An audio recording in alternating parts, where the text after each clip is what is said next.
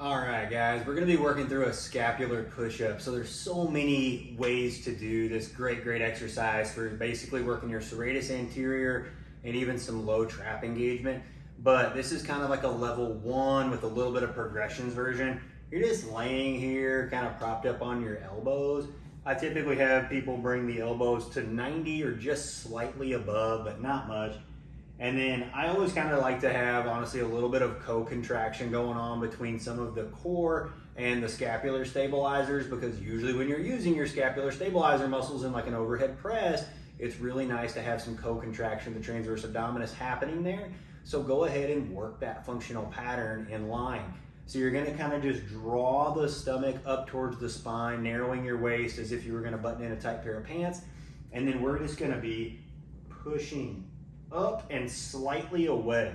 I'm almost trying to get a little bit, you can probably see a little bit of a rock back. If I was just pushing straight up, it would look like that. But I'm trying to push up and then slightly away, push my body away. And then the friction of you pushing your body back, like if I push real hard, I could almost slide myself backward. That friction actually gives you some good isometric resistance at that in range of motion. And if you think about it, you can actually do this exercise at varying degrees. So if I come up a little bit past 90, draw up, push up and away.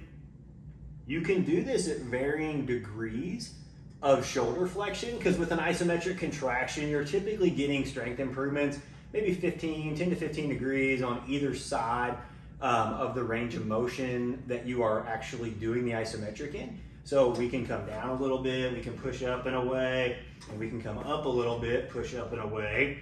And that's a good way to kind of train. Now this is still level 1 because we're not really using this through full functional flexion, but it's a good way to just kind of get that muscle turned on and firing.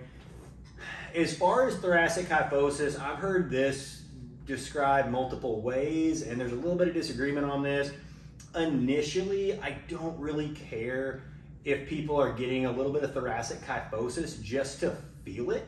Like if you need to push up and really kind of roll your back to feel it, that's fine, but it's also gonna be patient dependent. If you have a flatter back, I'm gonna encourage that. If you have a really kyphotic back, well, I'm gonna try to kind of get you to just push up and away, but not roll the back into a thoracic kyphosis. So it kind of is individual there in terms of how I would prescribe that. So kind of do your best to be your own self-critic a little bit and be like, hey, do I have a rounded upper back? I should probably just be pushing away and not rounding my upper back.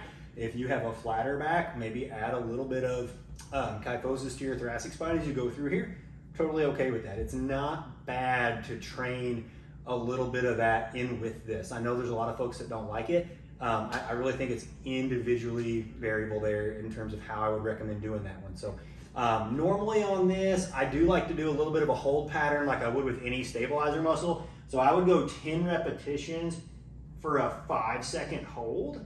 And I think that'll give you a really good stimulus. I would be doing this pre-workout for most like upper body days, along with some other rotator cuff activators or low trap activators in terms of getting that whole shoulder and scapular complex really engaged before you hit your overhead presses or any of your heavier upper body movements. So that's how I would look at that. Just honestly, just a regular prone press up, like prone scapular push up.